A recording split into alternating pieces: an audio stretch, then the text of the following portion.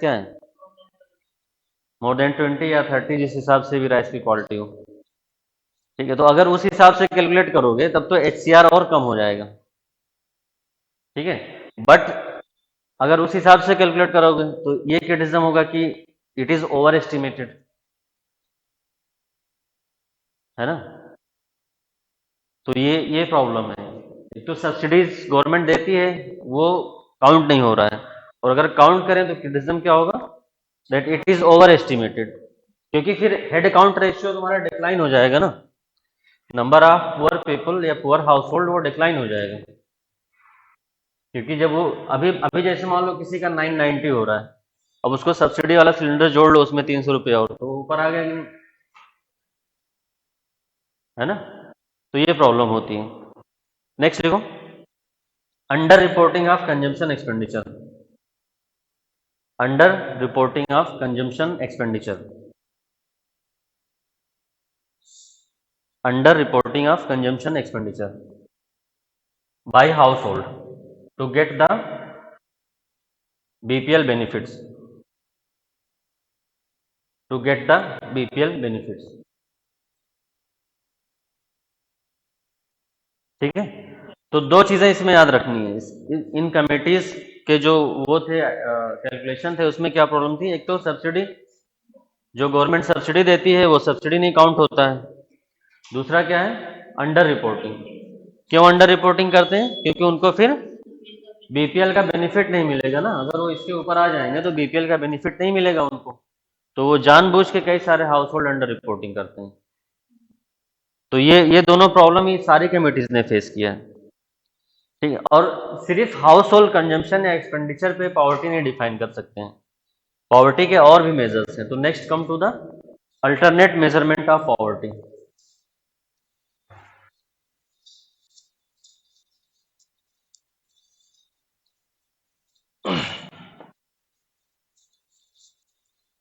देखो, जो लोग PDS नहीं जानते हो, कितने लोग नहीं जानते हो पब्लिक डिस्ट्रीब्यूशन सिस्टम, हाथ ऊपर करो। तुम लोग यार एक साथ हाथ ऐसे ऊपर कर लेगे, मुझे आइडिया लगे कि क्या तुम लोग कितना जानते हो, उस हिसाब से मुझे पढ़ाना पड़ेगा। अब देखो ऐसे किए रहोगे मुझे कहाँ से पता चलेगा, ऐसे ऊपर करो, मैं काउंट कर लिया करूँ ना। जैसे हेड काउंट रेशियो में पॉवर्टी काउंट होती है, वैसे मैं लर्निंग काउंट करता हूँ कि कितने लोग लर्निंग पॉवर्टी में हो, वो भी एक पॉवर्टी है।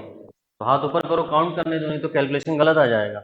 और अंडर रिपोर्टिंग मत करो, ठीक है, जैसे ये लोग करते हैं, मुझे पता चलने दो। एक तुम हो कि नहीं, तो ऊपर करो बेटा, 1 2 3। बाकी लोग जानते हो PDS क्या होता है बताओ। हाँ, वो तो हमने बता दिया वो तो हमने बता दिया, जो राशन वाशन बंटता है। हाँ, और ये जो तुम लोग का भी बोलने का तरीका है, अरे सर वो जो राशन वाशन बंटता है प्लीज चेंज दिस, क्योंकि ये हैबिट है ना, वो मतलब ऐसा नहीं होगा कि तुम मेंस क्वालिफाई कर लोगे और अचानक चेंज हो जाएगी। इसमें टाइम लगता है, पता चला तुम जाके इंटरव्यू में कुछ बच्चे बोलते हैं, जैसे हम लोग मॉक इंटरव्यू करवाते हैं, तो वहाँ सर यू नो दैट, तो सर को तो पता ही है, तुम बताओ ना। नहीं, इसमें हंसने वाली बात नहीं, ये प्रॉब्लम है सब बच्चों के साथ, वो बहुत कैजुअली रहते हैं क्लास में, और वही हैबिट रहती है इंटरव्यू में भी। ठीक है, तो इसमें कोई वो नहीं है, वो सबको सीखना चाहिए ये सब चीज़ें। ठीक है, और राशन वाशन जैसा कुछ नहीं होता है, ऐसे मैंने एक बार बोल दिया था ऑर्डिनेंस में, इंटरव्यू में पूछ रहे थे मुझसे ऑर्डिनेंस के बारे में, तो हमने बोल दिया सर वो जो प्रेसिडेंट वगैरह इशू करते हैं, तो मैं प्रेसिडेंट वगैरह कौन सा होता है, तो वगैरह से मेरा मतलब गवर्नर था, लेकिन वो गलत इमेज गई ना, नंबर कट गए। ठीक है, तो ये सब चीज़ें तुम लोग ना फेस करो, इसलिए हम बताते हैं। पब्लिक डिस्ट्रीब्यूशन सिस्टम कोई कुछ जानता है तो बताओ। हम्म,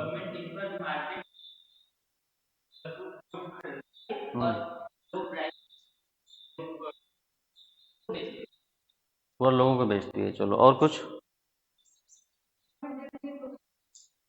हाँ, देखो PDS का जो मेन ऑब्जेक्टिव है, लिख लो इसका, to provide food grain and other commodities at subsidized rate. इसमें अदर कमोडिटीज है, लोग सिर्फ उसमें सीरियल जानते हैं, अनाज, ऐसा नहीं है, इसमें क्रोसिन ऑयल वगैरह भी मिलता है, सॉल्ट वगैरह भी मिलता है। ठीक है, to provide food grain and other commodities, to provide food grain and other essential commodities at subsidized rate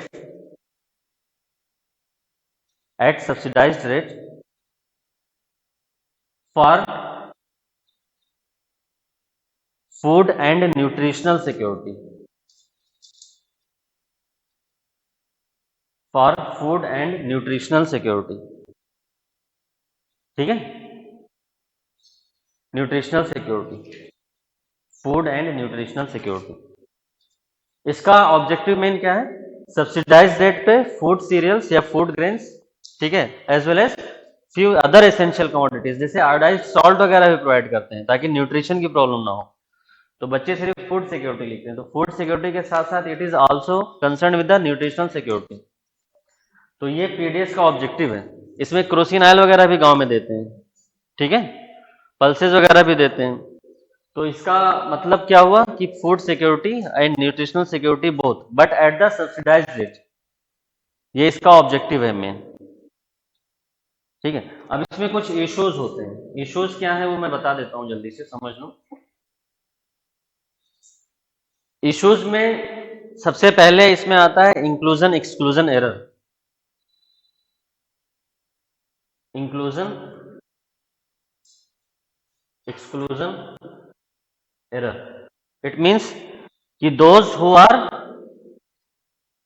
eligible are not included and those who are not eligible are included, ठीक है। मतलब जो एलिजिबल है वो excluded है और जो eligible नहीं है वो इंक्लूडेड है। ये इकोनॉमिक सर्वे ने बताया है, तो इसको इसके आगे इकोनॉमिक सर्वे लिख दिया तो, ठीक है। ये प्रॉब्लम है पीडीएस में कि जो लोग एलिजिबल हैं, ठीक है, जिनको रियल में बीपीएल का बेनिफिट मिलना चाहिए उनको नहीं मिल रहा है, और जो लोग नहीं है उनको मिल रहा है। फिर सेकेंड है इसमें प्रॉक्सी बेनिफिशियरी या घोस्ट बेनिफिशियरी।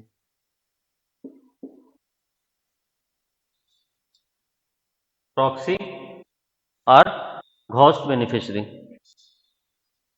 इसका मतलब क्या होता है? कार्ड किसी और के नाम पे बना हो रहा होता है, बेनिफिट कोई और ले रहा होता है, या हो सकता है कोई पर्सन डेड है और उसका कार्ड अभी भी चल रहा है, उसके नाम पे कोई और लेके जा रहा है, ठीक है। इसीलिए घोस्ट बेनिफिशियरी बोलते हैं कि वो तो मर गया लेकिन उसका भूत लेके जा रहा है। तो ऐसा भी हो रहा है इसमें, ठीक है। फिर देखो क्या है, ये जो पीडीएस गवर्नमेंट प्रोवाइड करती है, public distribution system food grain जो प्रोवाइड करती है, जिस शॉप के थ्रू प्रोवाइड करती है उसका नाम है fair price shop. Fair price shop, clear? जिस शॉप पे देती है, जिसको तुम लोग राशन की दुकान बोलते हो, उसको फेयर प्राइस शॉप बोला जाता है, ठीक है। तो ये जो फेयर प्राइस शॉप है, they are generally absent in remote and rural areas. तो रिमोट एरिया जैसे कुछ नक्सल एरिया है, ठीक है, या नॉर्थ ईस्ट में कुछ एरिया है जहां पे एक्चुअल में फेयर प्राइस शॉप होना चाहिए, वहां पे ये नहीं है। तो FPS are absence in remote areas. Clear? Clear हो गया है? अदर प्रॉब्लम देखो क्या है, अब इसमें गवर्नमेंट ने क्या बोला है कि बायोमेट्रिक ऑथेंटिकेशन होगा, आधार बेस्ड बायोमेट्रिक ऑथेंटिकेशन, जिसको हम लोग अब्बा बोलते हैं, ठीक है। ये आधार बेस्ड बायोमेट्रिक ऑथेंटिकेशन, इसके लिए गवर्नमेंट ने बोल दिया है कि सबके आधार और राशन कार्ड लिंक होने चाहिए।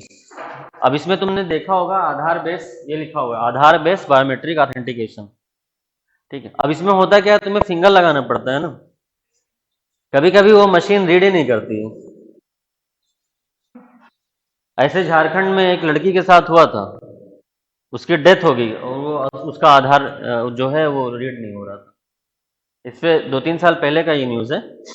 वो लड़की भात भात चिल्लाते हुए मर गई, लेकिन उसको राशन नहीं दिया। भात मतलब समझते हो ना, राइस जब पक जाता है तो उसको कुछ एरिया में भात बोलते हैं। कितने लोग नहीं जानते हो? सब लोग जानते हो? बहुत अच्छे लोग हो यार तुम लोग। कोई है जो नहीं जानता है भात किसको बोलते हैं? सब जानते हो? लखनऊ का कोई नहीं है? लखनऊ वाले भी जानते हैं भात, जानते हो? चलो शाबाश, अच्छी बात है। तो वो भात भात चिल्लाते हुए मर गई थी, तो she died due to starvation due to the failure of Aadhaar based biometric authentication. तो ये फेल हो जाता है कभी कभी। क्लियर?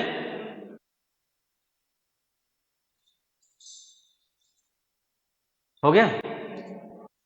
अब देखो गवर्नमेंट हाई क्वालिटी का फूड ग्रेन देती है, बट उन फूड ग्रेन का डाइवर्जन हो जाता है, हाई क्वालिटी फूड ग्रेन का डाइवर्जन, पूरा का पूरा ट्रक ही डाइवर्ट हो जाता है, उसकी जगह पे दूसरा ट्रक चला जाता है लो क्वालिटी फूड ग्रेन वाला, because when ever government purchase food grain it purchase very high quality food grain, and those food high quality food grain are supposed to reach to the beneficiaries, but it is often found that those high quality food grain are being diverted to the market, and in place of those high quality food grain, low quality food grain are being distributed to the poor people. So that is also a problem, diversion of high quality food grain. लिख नहीं रहे हो तुम लोग? Clear?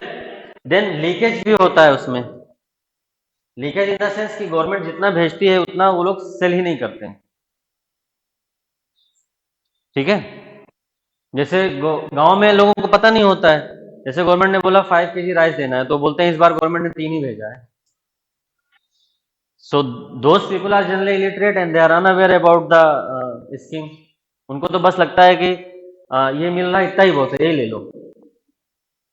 So these are the problems with the public distribution system, ठीक है, which need to be address. और एक प्रॉब्लम और है, एक प्रॉब्लम ये है कि माइग्रेंट लेबर, जैसे मान लो बिहार का है, उसका कार्ड बना है बिहार में and he is residing in Maharashtra, so is not able to get the benefit of this PDS. भाई उसका कार्ड तो बिहार का बना हुआ है ना। अभी आ रहे हैं, ठीक है, नॉलेज रहती है तो तुम लोगों से रुका नहीं जाता है। डाइवर्जन मतलब high quality food grain government purchase करती है डिस्ट्रीब्यूट करने के लिए पुअर को, बट वो हाई क्वालिटी फूड ग्रेन पूरा का पूरा ट्रक वो लोग मार्केट में डाइवर्ट कर देते हैं, उसकी जगह पे लो क्वालिटी वाला जो फूड ग्रेन होता है वो डिस्ट्रीब्यूट कर देते हैं, ठीक है, क्लियर हो गया। और दूसरा वो माइग्रेंट लेबर वाला इशू लिख लो कि बिहार का अगर कोई लेबर है and if he is residing in Maharashtra then is not able to get the benefit, clear? इतना हो गया इशू, सब लिख लियो ना तुम लोग, मैं लिखवाऊंगा नहीं। स्पीड पढ़ रही कि नहीं बन रही है? अभी बनानी पड़ेगी, नहीं बन रही तो बनाना पड़ेगा, और कोई ऑप्शन भी तो नहीं है if you really want to qualify this exam, ठीक है। 4000 वर्ड तो मैं लिखवा के ही जाऊंगा तुम लोगों से, ठीक है, चाहे भले क्लास में 2 लोग बैठो, क्योंकि वही 2 लोग सिलेक्ट हो गए, उसी से तो नाम होता है, हा? बाकी सबको सिलेक्ट होना है तो सब लोग बैठो। तुम लोग आईसीआईसीआई बैंक और एसबीआई बैंक की फंक्शनिंग के बारे में कोई जानता है? एसबीआई में तुम्हें अकाउंट ओपन करने के लिए 500 रुपीज चाहिए, एसबीआई में, स्टेट बैंक ऑफ इंडिया में, और आईसीआईसीआई में, एचडीएफसी में यू नीड एटलीस्ट 10,000, है ना? हाँ, वो 10,000 आपको रखना ही पड़ेगा अकाउंट में। हाँ हाँ, पैसा करने लगता है, तो वो लोग ऐसा क्यों करते हैं? इसीलिए तुम आईसीआईसीआई के किसी ब्रांच में जाकर भीड़ नहीं देखोगे।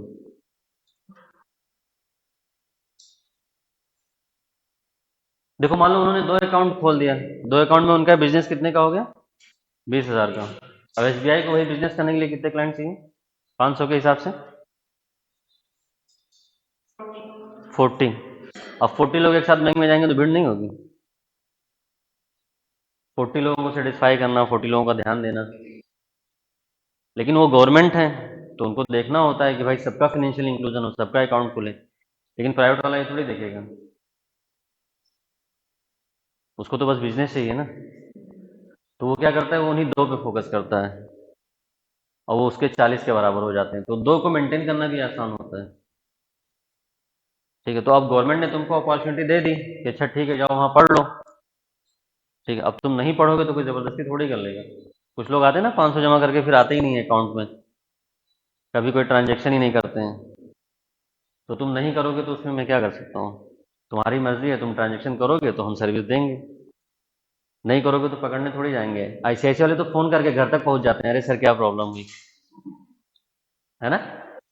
तो ऐसे प्राइवेट कोचिंग्स का रहता है, वो घर तक फोन करेंगे तुम्हें कि अरे बेटा क्यों नहीं आ रहे हो, अगला इंस्टॉलमेंट दे दो फिर मत आना 1 महीने, बट यहाँ पे ऐसा नहीं है ना। सो यहाँ पे तुम्हारी मर्जी है, तुम पढ़ना होगा तो पढ़ाएंगे, और तुम नहीं पढ़ोगे तो हम क्या कर सकते हैं। ठीक है, अब ये, हाँ बोलो। हाँ, 5 किलो गवर्नमेंट ने बोला है कि देना है हर महीने। अब वो 3 ही दे रहे हैं, 2 अपने पास रखे हुए हैं और बोलते हैं गवर्नमेंट ने इस बार 3 ही दिया है। ठीक है, तो लीकेज हो नहीं गया, जो जाना चाहिए कहीं और लीक होके कहीं और जा रहा है।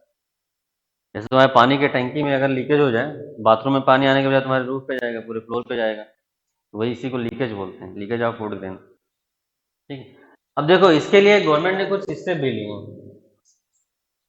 ठीक है, अब हम बता देते हैं, नहीं तो वो बच्ची बुरा मान जाएगी, उसने इतनी मेहनत से बताया था। क्या बताया था तुम बताओ।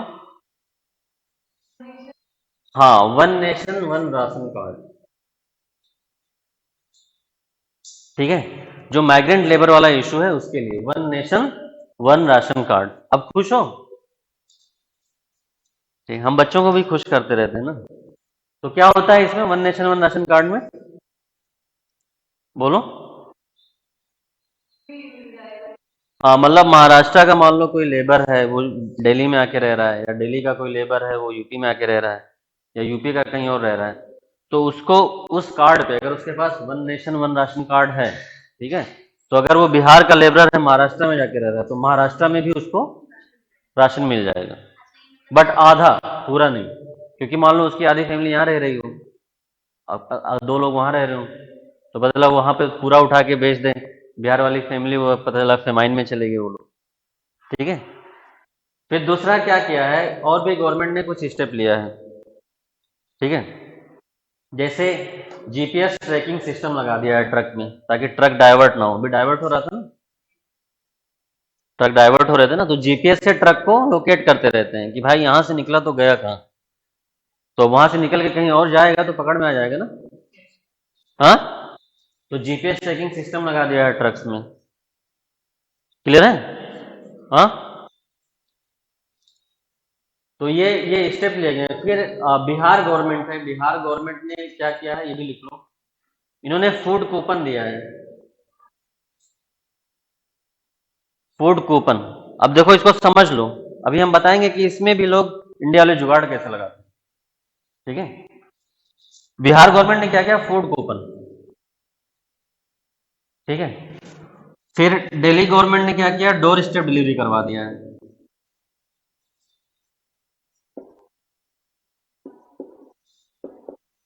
मतलब सीधे घर पे पहुंचाएंगे, तुम्हें कहीं आने जाने की जरूरत नहीं है, फेयर प्राइस शॉप नहीं है तो कोई बात नहीं, हम तुम्हें घर में आके देंगे। ठीक है, ये सब कुछ इनिशिएटिव्स लिए गए हैं। अब देखो one nation one ration card में प्रॉब्लम क्या है कि बहुत सारे स्टेट्स ने अभी इसको एक्सेप्ट ही नहीं किया है, तो ये प्रॉब्लम लिख सकते हो, और कि जो स्टेप लिए गए हैं उसमें भी प्रॉब्लम।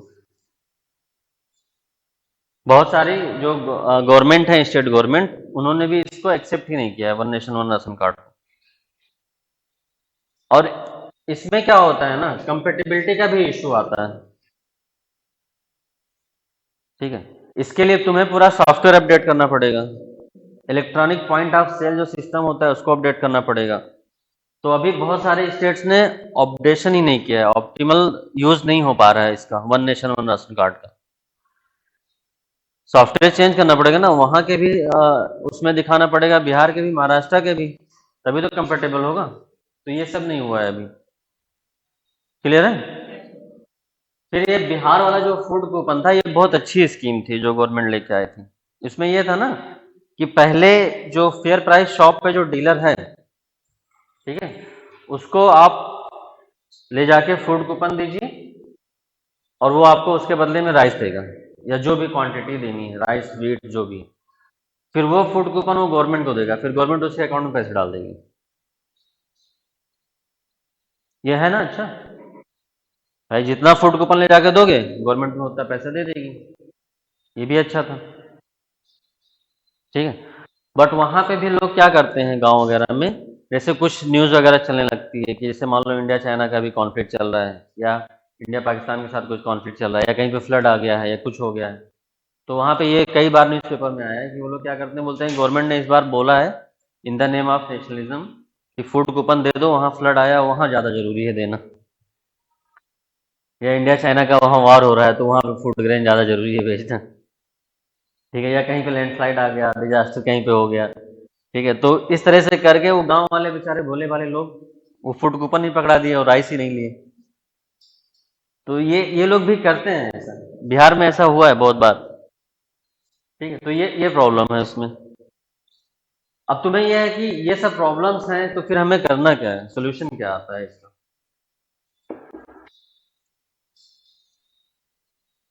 ठीक है, अच्छा देखो, one nation one ration card ज्यादातर स्टेट इसलिए भी नहीं एक्सेप्ट करते हैं क्योंकि इसे महाराष्ट्र वाले बिहार वालों को देंगे, और वोट जाके देगा कहाँ पे वो?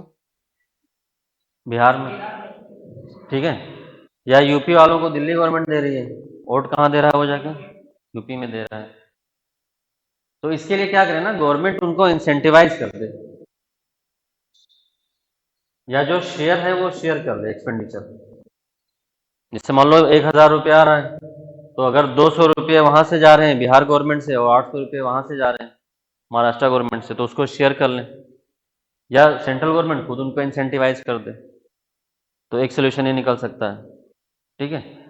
दूसरा देखो, जो इंक्लूजन एक्सक्लूजन एरर था उसकी जगह पे socio economic caste based census है, socio economic caste based census, लिख लो socio economic caste based census. उसके हिसाब से बेनिफिशरीज को आइडेंटिफाई किया जाए, ताकि जो ये एक्सक्लूजन इंक्लूजन एरर हो रहा है या प्रॉक्सी या घोस्ट बेनिफिशरी है वो सब ना हो, ठीक है।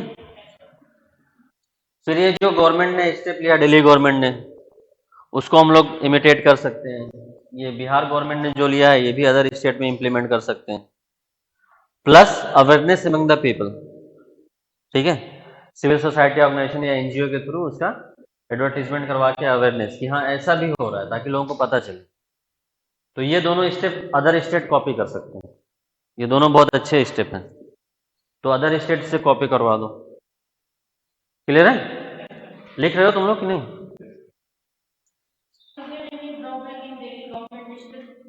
हाँ, नहीं नहीं, ठीक है, अच्छा है काफी, डोर स्टेप डिलीवरी हो रही है, घर पे मिल रहा है, और क्या चाहिए। बट प्रॉब्लम वही है ना, शुरू में बेनिफिशियरी ही गलत चूज कर रहे हो, सबसे ज्यादा बड़ी प्रॉब्लम इसमें बेनिफिशियरी की है।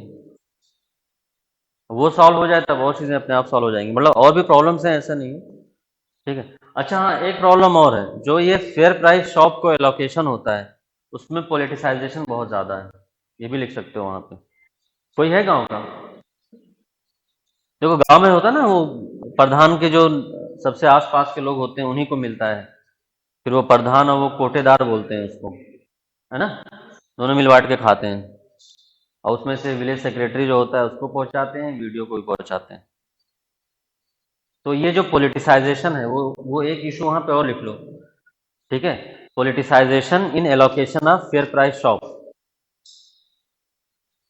Politicisation in allocation of fair price shop, ठीक है, फेयर प्राइस शॉप जो एलोकेट कर रहे हैं उसमें पॉलिटिसाइजेशन बहुत ज्यादा है, उसकी वजह से करप्शन हो रहा है। Allocation of fair price shop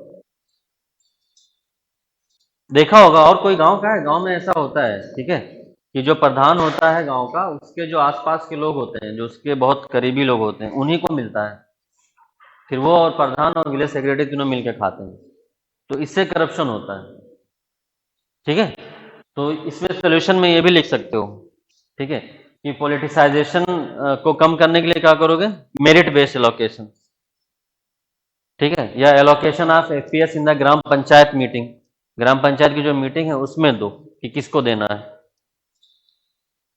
clear? अब ये सब करोगे तो होगा क्या, कंक्लूजन क्या लिखोगे, लिखना भी तो पड़ेगा ना कंक्लूजन।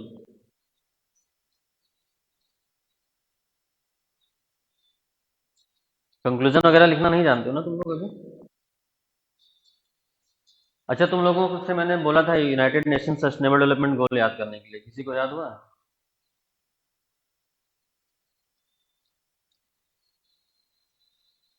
हाँ हाँ, 17 गोल्स, पहली क्लास में या दूसरी क्लास में मैंने बोला था याद कर लो। तुम लोग सीरियसली नहीं लिए ना, कोई बात नहीं बेटा। हमें नहीं लोगे सीरियसली, फिर यूपीएससी के लिए तुम्हें नहीं लेंगे। United nation sustainable development goals 17 goals हैं, वो याद कर लो। याद है? हाँ, 8 याद है, बताओ बताओ बताओ।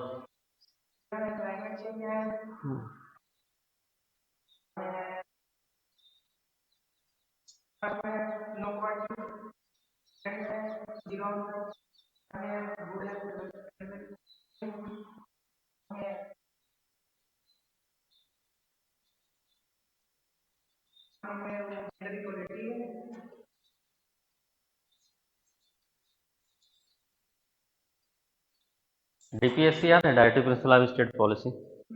इसको किसको याद है बताओ?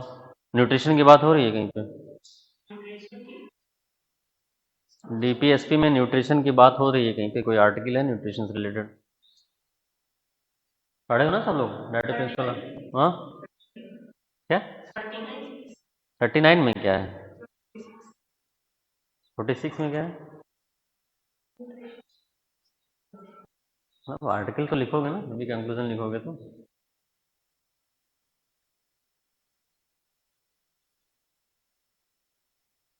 क्या बोलते हैं जब वो, वेरी पैथेटिक कंडीशन है यार। ऐसे तो प्रीलिम्स ना निकाल पाओगे तुम लोग। मेहनत करो बच्चों, लोग पढ़ चुके हो ना ये सब, तो याद क्यों नहीं हो रहा है? ये सारे आर्टिकल्स तो याद होने चाहिए ना, 1 से लेकर 51 तक तो याद ही होना चाहिए। उसके बाद भी कुछ इंपॉर्टेंट आर्टिकल्स हैं। पॉलिटी के पेपर में तुम आंसर लिखोगे तो आर्टिकल्स वगैरह तो मेंशन करना पड़ेगा ना, ऐसे हवा में तीर थोड़ी छोड़ोगे। चलो कोई बात नहीं, आ जाओ हम बता देते हैं फिर से। देखो कंक्लूजन करते टाइम, हाँ, मेरिट बेस पे या ग्राम पंचायत की मीटिंग में सिलेक्ट करो फेयर प्राइस शॉप, ठीक है?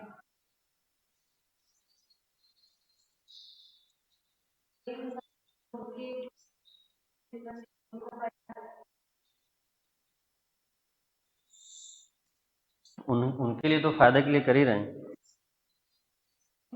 हाँ। देखो सर, कई तरह से देखो, कंक्लूजन में जनरल तरीके बता देता हूँ अभी, इसका वो तुम और जगह भी यूज कर सकते हो। देखो अगर तुम्हें कॉन्स्टिट्यूशन का कोई आर्टिकल याद आता है, जैसे आर्टिकल 47, देखो क्या है, चेक करो। तुम हिंदी के हो कि इंग्लिश के? हिंदी के हो, तब भी इंग्लिश वाली क्लास में बैठते हो, इतना मजा आता है। और कौन है हिंदी का? अच्छा, तो तुम लोग इंग्लिश वाली क्लास क्यों नहीं करते हो? अच्छा, तुम भी हिंदी के हो, समझ आता है? हाँ, आर्टिकल 47 याद है किसी को? देख के बता दो, चलो कोई बात नहीं। हाँ ठीक है, अच्छी बात है, मैंने बोला है, मुझे पता है क्या है, सब लोग देख लो, देख लो। एल है ना, it shall be duty of the state to raise the level of nutrition, है ना? तो इसलिए स्टेट स्टेट का काम क्या है कि पीडीएस को इफेक्टिवली इंप्लीमेंट करें। एक तो कंक्लूजन ये हो गया, है ना? हुआ। दूसरा इसमें क्या कर सकते हो, आर्टिकल 47 से स्टार्ट करो, फिर बोलो अगर स्टेट इफेक्टिवली इंप्लीमेंट करेगा तो क्या होगा, यूएन एसडीजी 2 अचीव हो जाएगा, नहीं होगा? देखो यूएन एसडीजी 2 भी चेक कर लो क्या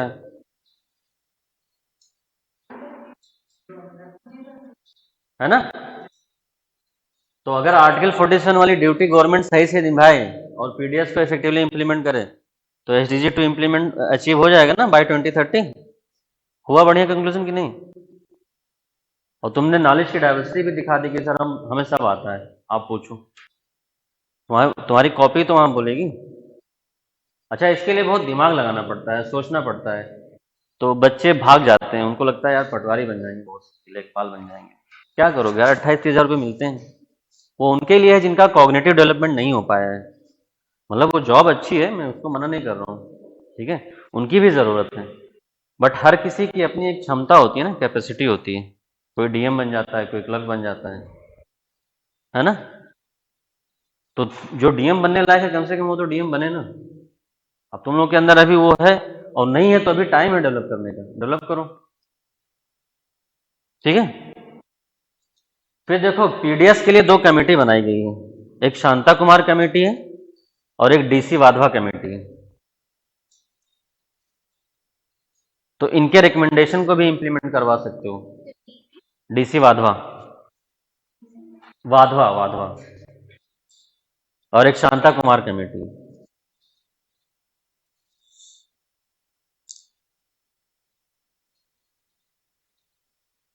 चलो पीडीएफ मुझे बताना नहीं था, लेकिन हमने कहा अब आ गया तो समझा ही दे। सिलेबस लर्न करना स्टार्ट किया तुम लोगों ने कि नहीं?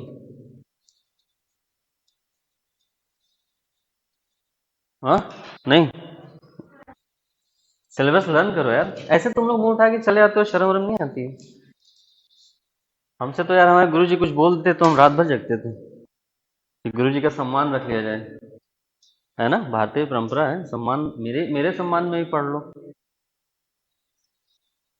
हाँ हाँ, देखो गुरु जी की बात ना मानना पाप है नहीं, वेदों में लिखा हुआ है। तो तुम लोग पाप करते हो डेली, महापापी लोग। हम्म, पुण्य कमाओ बेटा, कल से यहाँ से शुरू कर दो।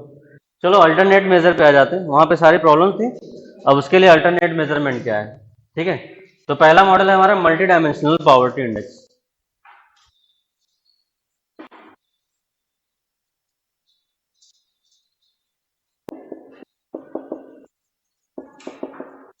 Multi dimensional poverty index. देखो प्रॉब्लम पॉवर्टी लाइन से क्या है कि अभी ये कंजम्पशन बेस्ड या इनकम बेस्ड है। ठीक है, कि आपकी इनकम इतनी है या आपका कंजम्पशन इतना है तो आप एबव पॉवर्टी लाइन हो, और इतना इतने से कम है तो आप बिलो पॉवर्टी लाइन हो। तो ये सही नहीं है ना। सिर्फ इनकम से क्या होगा, मैंने उस दिन भी तुम लोग को बताया था, सिर्फ इनकम से नहीं पता चलता है। इनकम के साथ साथ आप और चीज़ों का एक्सेस ले पा रहे हैं कि नहीं। तो इसमें मेनली तीन चीज़ें आती हैं, education, health and standard of living. Education, health and standard of living, ये तीन चीजें देखते हैं। एजुकेशन देखते हैं, हेल्थ देखते हैं, ठीक है, एंड स्टैंडर्ड ऑफ लिविंग देखते हैं।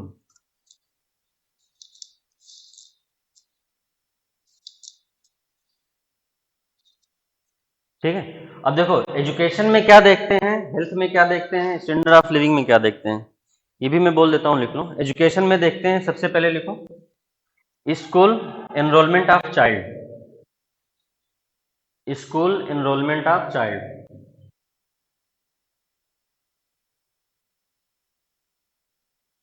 एजुकेशन में second, mean year of school for adult, mean year of school for adult, mean year of schooling for, mean year of schooling for adult, average, mean year of schooling, mean मतलब average होता है ना। तो पहला क्या देखेंगे education में कि चिल्ड्रेन का एनरोलमेंट कितना है, तो चिल्ड्रेन वाला पता चल जाएगा, लेकिन जो एडल्ट है उनका कैसे पता करोगे? तो एडल्ट का मीन ईयर ऑफ स्कूलिंग निकालोगे कि वो ऑन एन एवरेज कितने दिन तक वो स्कूल में था या कितने साल तक स्कूल में था। ठीक है, तो ये निकालोगे दो चीजें एजुकेशन में, स्कूल में चिल्ड्रेन का एनरोलमेंट कितना है और जो एडल्ट है उनका मीन ईयर ऑफ स्कूलिंग क्या है। अब हेल्थ पे आ जाओ, हेल्थ में दो चीजें देखोगे, child mortality, child mortality and second is nutrition, child mortality and second is nutrition. Child mortality मतलब क्या होता है? कितने साल तक के बच्चों का रहता है चाइल्ड मोर्टेलिटी? एक तो इन्फेंट मोर्टेलिटी भी होता है ना। हाँ, चाइल्ड मोर्टेलिटी में कितना देखते हैं हम लोग? ये सब प्रीलिम्स में पूछता है बेटा, ये सब इंडेक्स पढ़े नहीं हो ना अभी तुम लोग। देखो इन्फेंट जो होते हैं ना वो 0 से 29 डेज तक होते हैं, तो उनको इन्फेंट बोला जाता है, आईएमआर में काउंट करते हैं।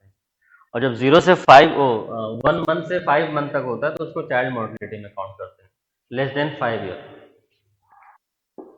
लेस देन 5 ईयर वाले जितने बच्चों की डेथ होती है तो उसको चाइल्ड मोर्टिलिटी में काउंट करते हैं।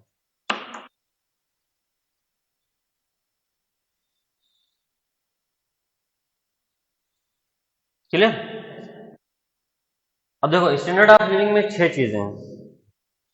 पहला लिखो accessibility to electricity, accessibility to electricity. Second accessibility to drinking water, accessibility to drinking water. Third, accessibility to toilet and sanitation facility, accessibility to toilet and sanitation facility. Fourth, type of cooking fuel used, type of cooking fuel used, type of cooking fuel use मतलब समझ रहे हो ना कि कौन LPG gas use कर रहा है, ठीक है, कौन जो है अभी भी कोल यूज कर रहा है या कौन अभी वुड यूज कर रहा है, ये सब भी देखना होता है इसमें। नेक्स्ट है type of floor, type of floor, floor मतलब ये छत कच्ची है या पक्की है, ठीक है, जैसे कुछ लोग छप्पर में भी रहते हैं ना, ठीक है, कुछ लोग के पास पक्का हाउस होता है तो वो सब भी इसमें देखा जाता है, ठीक है। फिर नेक्स्ट है अदर एसेट्स, अदर एसेट्स में जैसे तुम्हारे पास टीवी है कि नहीं, ठीक है, टू व्हीलर है कि नहीं, ये सब भी देखा जाता है,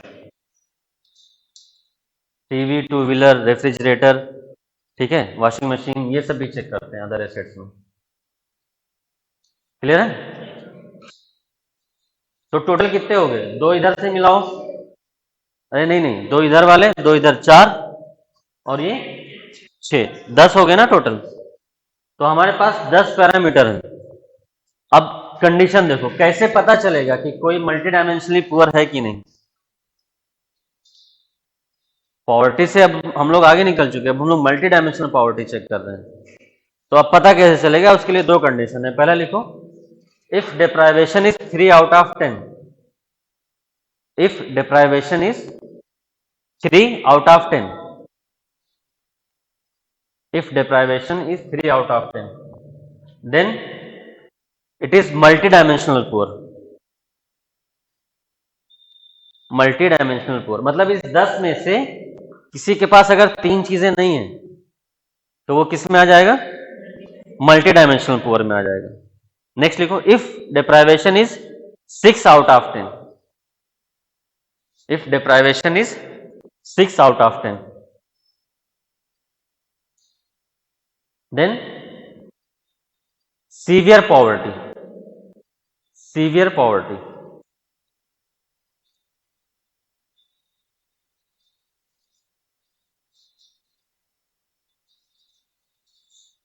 क्लियर है?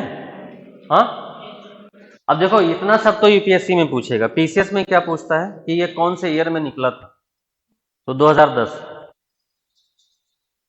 लेकिन अब पीसीएस का भी स्टैंडर्ड बढ़ गया है, वो लोग भी पैरामीटर पूछने लगे। बट इन्होंने जो पहले क्वेश्चन पूछा था वो यही था कि ये मल्टी डायमेंशनल पॉवर्टी इंडेक्स सबसे पहले कब रिलीज हुआ था, तो 2010 में रिलीज हुआ था, इसको लिख लो यहाँ पे।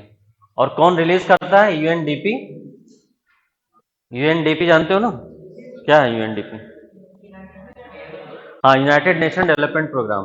तो UNDP plus Oxford Poverty and Human Development Initiative, Oxford Poverty and Human Development Initiative, दो लोग मिलकर निकालते हैं। United Nation Development Programme UNDP plus Oxford Poverty and Human Development Initiative, लिख लिया सबने? Oxford Poverty and Human Development Initiative plus UNDP कब से निकालना है? 2010 में। पैरामीटर्स मेनली कौन कौन से हैं? Education, health and standard of living, ठीक है। और इसमें से फिर आओगे तो इसमें क्या है? एजुकेशन में enrolment in the school children का, mean year of schooling adult का, ठीक है। हेल्थ में क्या देखोगे? Child mortality and nutrition. इसमें स्टैंडर्ड ऑफ लिविंग में electricity, sanitation and water, type of cooking food, type of floor, ठीक है, ये सब देखोगे। अदर एसेट्स में क्या देखोगे? टीवी, रेफ्रिजरेटर, वॉशिंग मशीन, ठीक है। टू व्हीलर, ये सब चीजें हैं कि नहीं। अगर इसमें से 3 में डिप्राइवेशन है तो मतलब मल्टी डायमेंशनली पुअर हो, और डिप्राइवेशन अगर 6 में है सीवियर पॉवर्टी। क्लियर है ये कॉन्सेप्ट? हाँ। अच्छा देखो, इसी के साथ साथ ह्यूमन डेवलपमेंट इंडेक्स भी निकलता है, ठीक है, तो वो भी मैं बता देता हूँ तुम लोग को। हालांकि वो इंक्लूसिव ग्रोथ जब पढ़ोगे तो फिर से वहां पढ़ना पड़ेगा, ठीक है। तो तुम लोग ऐसे रेफरेंस के लिए देख लो ह्यूमन डेवलपमेंट इंडेक्स, फिर इंक्लूसिव ग्रोथ में हम उसको डिटेल में पढ़ा देंगे कि उसमें क्या क्या होता है, ठीक है। तो ये इसके पहले ह्यूमन डेवलपमेंट इंडेक्स निकलता था। तुम लोग को डेवलपमेंट वर्सेस ग्रोथ किसी ने पढ़ाया है अभी? नहीं, किसने पढ़ा है? वहां पे पढ़ा दिया है डेवलपमेंट वर्सेस ग्रोथ? हाँ,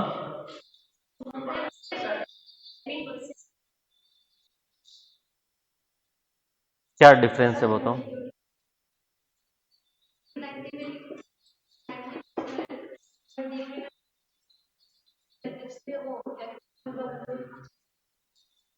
बता दिया है उधर। हाँ, चलो। महबूबुल हक।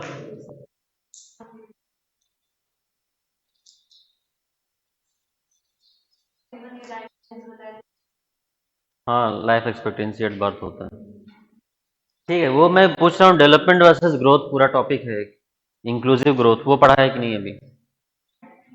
समावेशी विकास जिसको बोलते हैं हिंदी में। हाँ, पढ़ाए थे। क्या होता है ग्रोथ और डेवलपमेंट में, क्या डिफरेंस है बताओ। बोलो। हाँ ठीक है, चलो। किसमें? कौन बोल रहा है, तुम बता। हाँ, इकोनॉमिक ग्रोथ। नहीं, इकोनॉमिक ग्रोथ और इकोनॉमिक डेवलपमेंट ही बता दो, चलो। हम्म।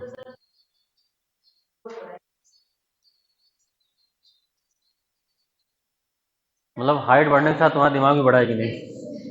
यही है ठीक है। हाँ, शाबाश, वेरी गुड, ठीक है। यही जो ये बता रही है कि मतलब हाइट बढ़ गई वो ग्रोथ है, ठीक है। लेकिन हाइट बढ़ने के साथ तुम्हारा दिमाग भी बढ़ा है कि नहीं, वो डेवलपमेंट है। यही है भी सच में, ठीक है, कि मतलब जो ग्रोथ हुई है उसमें क्वालिटी क्या है। क्वालिटेटिव एस्पेक्ट जब देखते हो तो वो क्वालिटेटिव एस्पेक्ट मेजर करने के लिए बहुत बड़ा टॉपिक है। तो ह्यूमन डेवलपमेंट इंडेक्स तुम लोग देख लेना। इंक्लूसिव ग्रोथ हम यहाँ पे पढ़ाएंगे इंग्लिश मीडियम में, तो हम भी बता देंगे, ठीक है। या वो कंबाइंड क्लास हो गई है ना, सब तो किए होगे।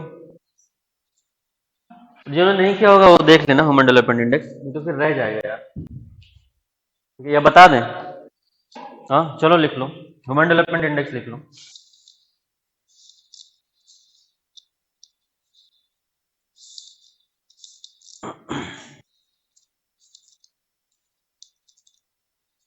देखो, ह्यूमन डेवलपमेंट इंडेक्स सबसे पहले कब आया था? 1990 में। इसमें भी यूएनडीपी, ठीक है, यूएनडीपी की एक रिपोर्ट आई थी, ह्यूमन डेवलपमेंट रिपोर्ट, ठीक है, 1990 में। उसी के अंडर में ये इंडेक्स दिया गया था, क्लियर। और इसके जो चेयरपर्सन थे वो महबूबुल हक नाम है, पाकिस्तान के हैं। इंडिया से थे उसमें मेंबर अमर्त्य सेन और इंजी कौल। इंजी कौल, हाँ वही मेंबर बता रहे हैं ना, ठीक है। चेयरमैन जो थे वो महबूबुल हक थे, पाकिस्तान के इकोनॉमिस्ट हैं वो। और इंडिया से थे प्रोफेसर अमर्त्य सेन और इंजी कौल। प्रोफेसर अमर्त्य सेन एंड इंजी कौल, ये लिखिए। चेयरमैन महबूबुल हक, महबूबुल हक पाकिस्तान के थे वो।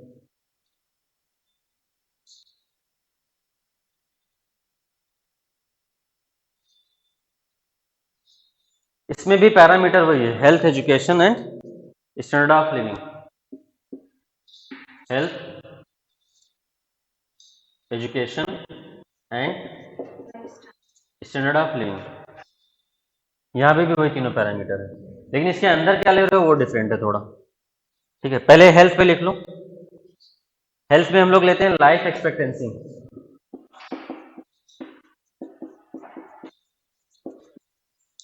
लाइफ एक्सपेक्टेंसी, ठीक है। लाइफ एक्सपेक्टेंसी मतलब समझ रहे हो ना कि कितने टाइम तक तुम जिंदा रहोगे, क्या एक्सपेक्टेड टाइम है, ठीक है। 60 साल, 70 साल, 50 साल, वो एक्सपेक्टेंसी टाइम देखा जाता है इसमें। लाइफ एक्सपेक्टेंसी देखते हैं हेल्थ में। नेक्स्ट आओ, एजुकेशन में दो चीजें हैं। फर्स्ट है mean year of schooling for adult. Mean year of schooling for adult. अच्छा, एडल्ट मतलब समझ रहे हो ना। Mean year of schooling for adult मैं बोल रहा हूँ, तो इसका मतलब कि 25 साल से ऊपर वाले जो हैं, ठीक है। Mean year of schooling for adult देखते हैं कि एवरेज कितने साल तक, कोई 25 साल या उससे ऊपर का है तो एवरेज कितने साल तक स्कूल में रहा है। सेकेंड वे ये expected year of schooling for the child entering school. Expected year of schooling, expected year of schooling for child entering school. Child entering school. तो देखो, इससे दो चीजें पता चल जाती है ना। पहले से क्या पता चल जाता है कि एडल्ट में लिटरेसी कितनी है। पहला वाला देखो, mean year of adult schooling से क्या पता चल जाएगा कि एडल्ट की लिटरेसी क्या है। और दूसरा क्या है तुम्हारा, expected year of schooling for child. Child जो स्कूल जा रहा है वो कितने साल तक वो स्कूल में रह पाएगा। तो इससे दो चीजें पता चल जाती हैं, एक तो चाइल्ड में क्या लिटरेसी है, ऊपर से ड्रॉप आउट भी पता चल जाएगा। नहीं पता चलेगा ड्रॉप आउट। भाई जो बच्चा अभी स्कूल में एंटर किया है, मान लो 2 साल बाद छोड़ देगा, एक्सपेक्टेड ईयर उसका ये आ रहा है, तो ड्रॉप आउट भी तो पता चल जाएगा। तो ये दोनों चीजें लिख लो कि पहले से क्या पता चलेगा, दूसरे से। पहले से क्या पता चलेगा, how much literacy is in the adult. Adult में कितनी लिटरेसी है, पहला वाला जो पैरामीटर है, how much literacy is in the adult.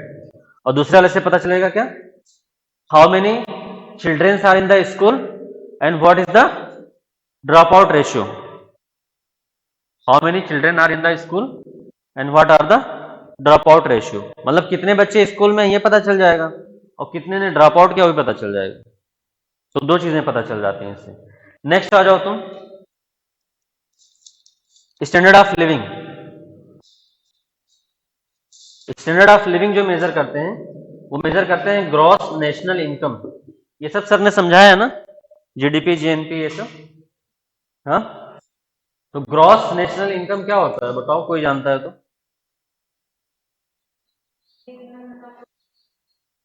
हाँ, तो एक ही दिन तो लगता है उसमें, क्या 10 दिन थोड़ी पढ़ाएंगे।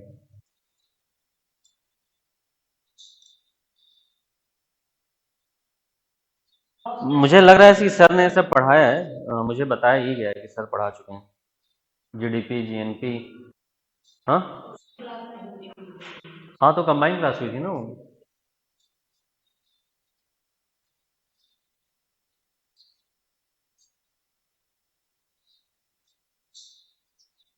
जीडीपी, जीएनपी तो मैं भी बता के ही गया हूँ यार, ये तो नहीं बोल सकते हो। हाँ, जीडीपी, तुम लोग फार्मूले में उलझ जाते हो, फार्मूला वार्मूला आता नहीं है यूपीएससी में, समझ लिया करो ना। फार्मूला याद करोगे फिर भूल जाओगे। हाँ,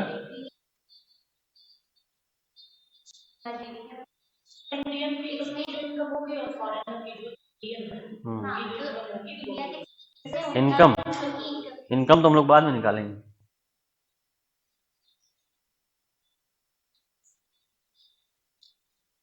पढ़ के बताओ।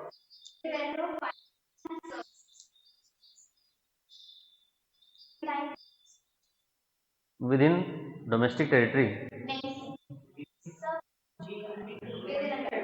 विद इन कंट्री लिखा है। आएगा, जीडीपी में तो आता है। हैं, जीएनआई तो अभी तो हम जीडीपी।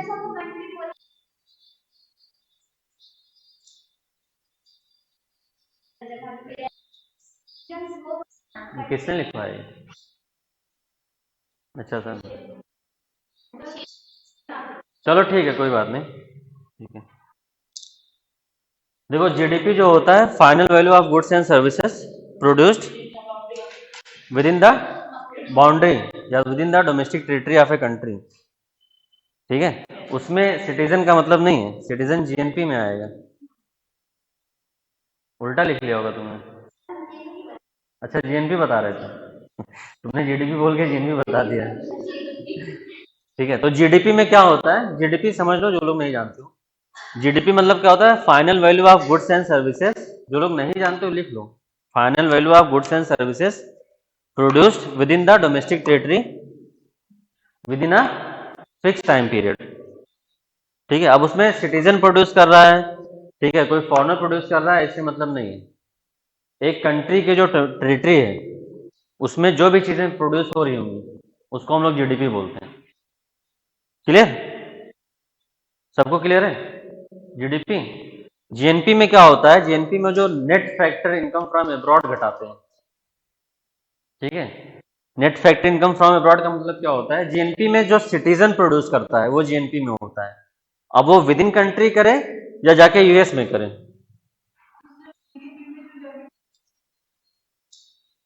क्या हुआ? नहीं, जीडीपी अलग चीज है, रेमिटेंस अलग है। ठीक है, रेमिटेंस मतलब क्या होगा कि जैसे तुम यूएसए में रह रहे हो, वहां से इंडिया में पैसा भेज रहे हो, तो अगर तुमने यूएसए में प्रोड्यूस किया है तो वो यूएसए की जीडीपी में काउंट होगा ना, इंडिया की नहीं। रेमिटेंस भले तुम भेज रहे हो, ठीक है, लेकिन जीएनपी जब कैलकुलेट करोगे तो तुम भले ही यूएसए में प्रोड्यूस करो, अगर तुम इंडिया के सिटीजन हो तो वो इंडिया में काउंट होगा। तो जीएनपी मतलब कि सिटीजन क्या प्रोड्यूस कर रहा है, वो चाहे जहां प्रोड्यूस करे। और जीडीपी का मतलब with in territory, domestic territory में क्या प्रोड्यूस हो रहा है। अब वो चाहे सिटीजन करे चाहे कोई फॉरनर करे, ठीक है। जैसे अब जैकलिन फर्नांडिस इंडिया में आके मूवी बना के पैसे कमाती है, तो उसको कहाँ की जीडीपी में काउंट करोगे? इंडिया की जीडीपी में ना। और जीएनपी में किसके काउंट करोगे? श्रीलंका के, क्योंकि वो श्रीलंका के सिटीजन है ना। क्लियर हो गया? अब वो जो तुम जीएनपी निकालते हो ना, उसी को पर कैपिटा कर दो, ठीक है, तो जीएनआई निकल आएगा। जीएनपी पर कैपिटा,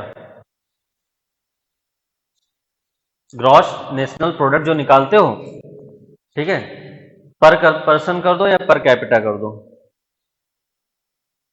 तो जीएनपी पर कैपिटा पर पर्सन जब निकालोगे तो वही तुम्हारा जीएनआई निकल के आएगा, ग्रॉस नेशनल इनकम। क्लियर है? हाँ, तो जितना जीएनपी आया उसको पर कैपिटा पर पर्सन से डिवाइड कर दो, जो आएगा वही तुम्हारा ग्रॉस नेशनल इनकम है। तो ये चेक करते हैं स्टैंडर्ड ऑफ लिविंग में कि किस कंट्री का ग्रॉस नेशनल इनकम कितना है। तो ये तीन चीजों में क्या क्या चेक करते हैं, ये पता चल गया। हाँ, और अभी इसमें भी है कि परचेसिंग पावर पैरिटी पे चेक करते हैं, वो सब थोड़ा डिटेल में हम जब वहां जाएंगे तब बढ़ा देंगे। फिर इसमें प्रॉब्लम्स भी है इसको कैलकुलेट करने में। और एक चीज याद रखना कि इन तीनों का ज्योमेट्रिक मीन निकालते हैं, अरिथमेटिक मीन नहीं निकालते हैं। जब फाइनल इंडेक्स निकालते हैं, जैसे एचडीआई निकालोगे तो एचडीआई क्या होगा, इन तीनों का ज्योमेट्रिक मीन होगा, एजुकेशन का, हेल्थ का और स्टैंडर्ड ऑफ लिविंग का। ये आता है formula geometric mean. Geometric mean निकालना जानते हो? हाँ, नहीं, मैथ्स वाले नहीं हो क्या तुम लोग? सीसेट में फेल हो जाओगे यार, अरिथमेटिक मीन ज्योमेट्रिक मीन ये सब निकालना सीख लो। सीसेट की क्लास चल रही होगी ना? हाँ, चली तो है क्लास सीसेट, तो उसी टाइम करना चाहिए था ना।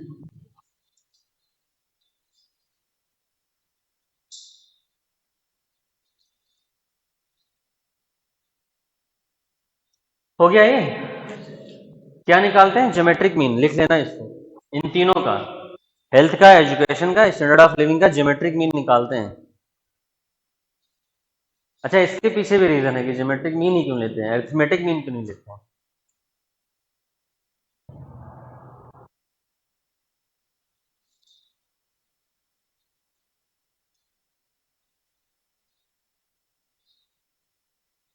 बताओ, सोच के बताना मुझे कि इसमें ज्योमेट्रिक मीन क्यों लेते हैं, अरिथमेटिक मीन क्यों नहीं लेते हैं।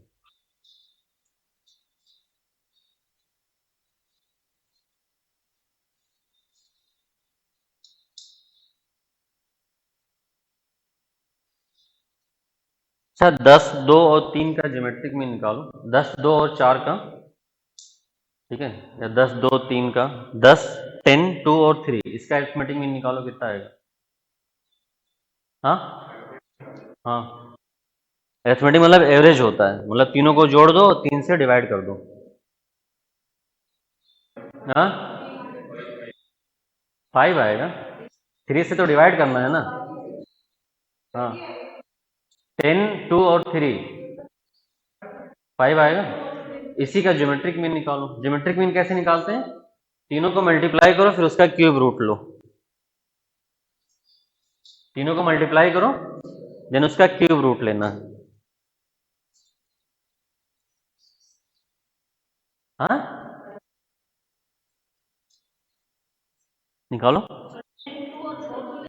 10, 2 और 3,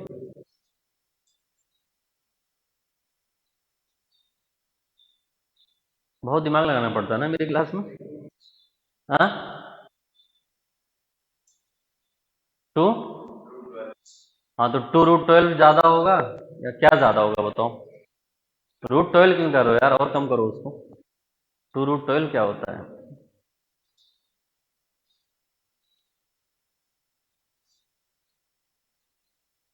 4√3,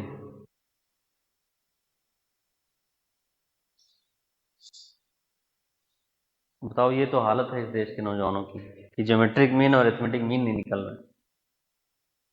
कितने लोग मैथ्स वाले हो, इंजीनियरिंग वाले, इंजीनियरिंग के हो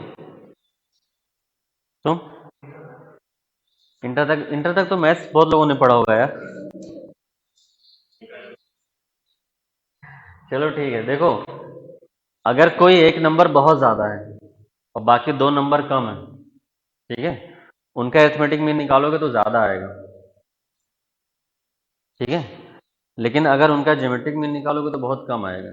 तो ऐसा हो सकता है ना कि किसी कोई कंट्री जो है हेल्थ में बहुत अच्छी हो लेकिन बाकी दो में बहुत खराब कंडीशन हो उसकी, तो जब अरिथमेटिक मीन लोगे तो वो रिकवर कर जाएगा, लेकिन जब ज्योमेट्रिक मीन लोगे तो उसका पता चल जाएगा कि इसकी कंडीशन अच्छी नहीं है, इसलिए ज्योमेट्रिक मीन लेते हैं ताकि तीनों पे इक्वल फोकस किया जा सके।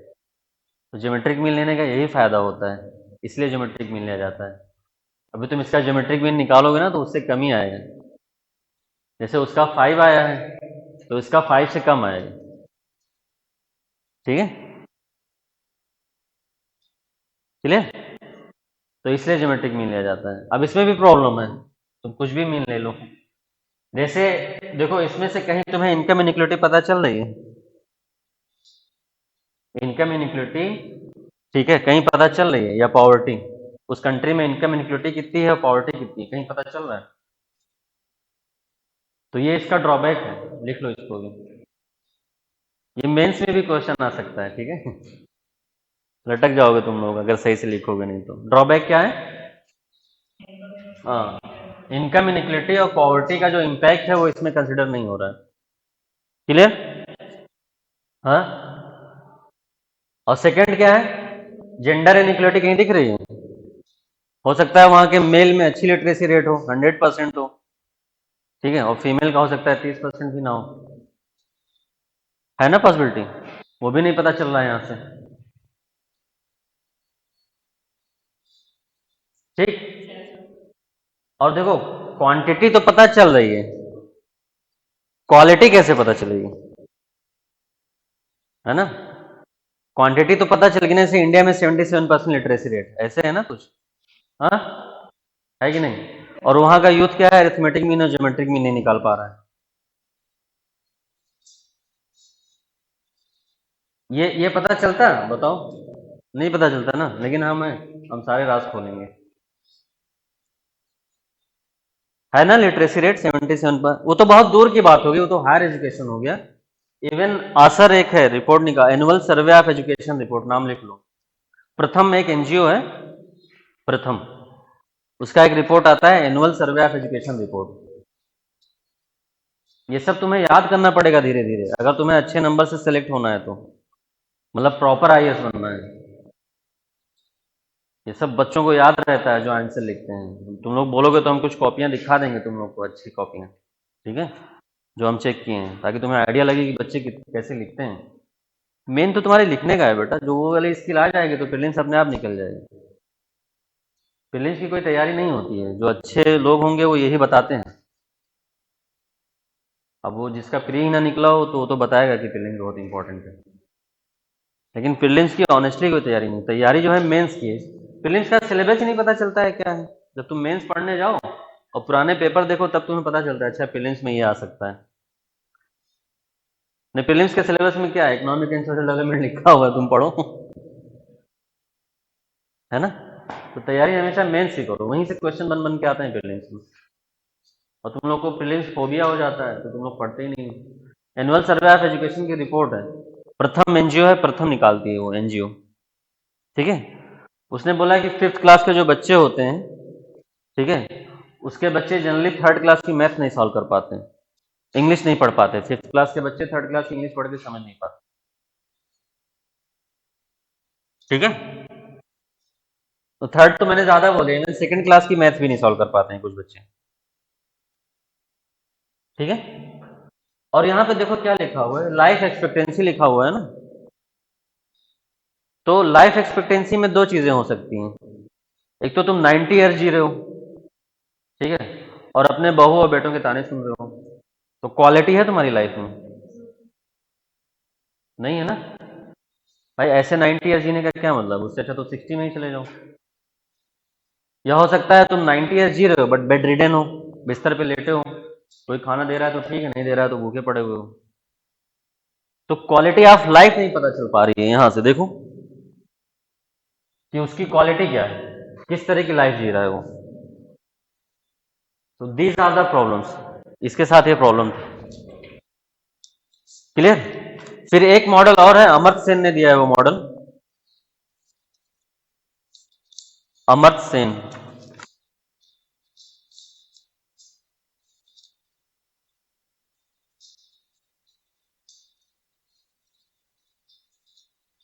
ये समझ में आया, प्रॉब्लम समझ में आया इसमें? हाँ। और इन प्रॉब्लम्स को एड्रेस करने के लिए भी यूएनडीपी ने कुछ किया है। कल तुम लोग मुझे बताना कि क्या किया है, जो प्रॉब्लम्स मैंने बताई हैं इनके लिए यूएनडीपी ने क्या किया है, तुम लोग बताना मुझे, ठीक है। नहीं बताओगे तो हम बताएंगे, लेकिन हम चाहते हैं तुम लोग भी थोड़ा अपना दिमाग लगाओ यार। स्पून फीडिंग ज्यादा अच्छी नहीं होती है ना, बच्चे को चलना नहीं सिखाओगे तो चलेगा कैसे वो। हाँ, या तो तुम लोग भी यूट्यूब पे वीडियो देखो, how to write a good answer, या how to learn swimming within 1 week. बच्चे करते हैं ना कुछ लोग, how to write a good answer, मतलब 3 घंटे का लेक्चर देख के फिर भी आंसर नहीं लिखते हैं। तो उससे अच्छा कुछ पढ़ ही लेते, पटवारी निकल जाता है ना। जब नहीं लिखना है तो क्या करोगे भाई, लिखने के अलावा और कोई ऑप्शन है नहीं इसमें, ठीक है। ये तुम्हारा कैपेबिलिटी अप्रोच है, कैपेबिलिटी या कैपेसिटी एनहेंसमेंट, कैपेबिलिटी अप्रोच या कैपेसिटी एनहेंसमेंट अप्रोच, ये अमर्त्य सेन ने दिया ये मॉडल।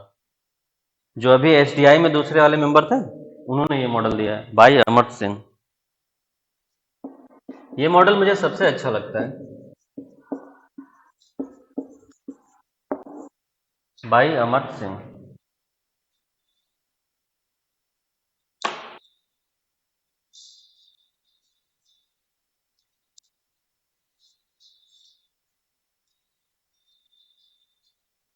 अमर्त्य सेन ने बोला poverty is defined at deprivation of capabilities, poverty is defined as deprivation of capabilities,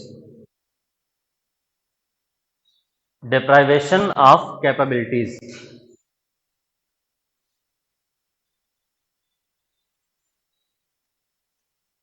ठीक है।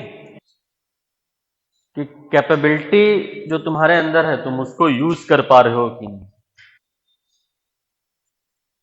जैसे मैंने तुम लोग को पहले भी बताया था कि if you are seeking information from your husband for going to even your parents हो, तो it means you are poor, है ना, because you are not able to use your capabilities to take a decision to go and visit to your parents। उसके लिए भी तुम्हें अपने husband से पूछना पड़ता है कि अजी सुनते हो, पापा की तबीयत खराब है, घर चली जाऊँ। तो मियाँ साहब का मूड होगा तो जाने देंगे, नहीं तो कहेंगे नहीं, खाना कौन बनाएगा। Even I have seen many women who are driving car earning good amount of salary, still they are seeking permission of their husband. देखो, इन्फॉर्म करना जरूरी होता है, because now you guys are a single unit, तो एक दूसरे को inform करना ये जरूरी है, बट परमिशन लेना मुझे नहीं लगता जरूरी है। तो इन्फॉर्म करना और परमिशन लेना दोनों अलग अलग चीज़ें होती हैं। एक तो ये होगा कि मैं जा रही हूँ, पापा की तबीयत खराब है, ठीक है, बाहर से आज खाना ऑर्डर कर लेना या खुद बना लेना, तो मतलब कि तुम पुअर नहीं हो, और तुम ऐसा नहीं कर पा रहे हो तो मतलब कि तुम पुअर हो। तो income is not, deprivation of income is not only the poverty, poverty is also your deprivation of capabilities, ठीक है। डिप्राइवेशन कैपेबिलिटी का मतलब क्या होता है, to perform certain function in the society. उसका मतलब अगर लिखना हो, डिप्राइवेशन ऑफ कैपेबिलिटी का मतलब उसको लिख लो, to perform certain function in the society, ठीक है। Like access to education, access to health care, access to freedom, access to education, access to health care, access to freedom,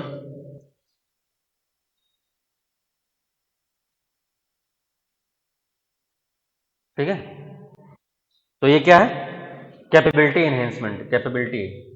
और अगर ये आप नहीं कर पा रहे हो, या any type of stereotyping that is also depriving capability, depriving, ठीक है।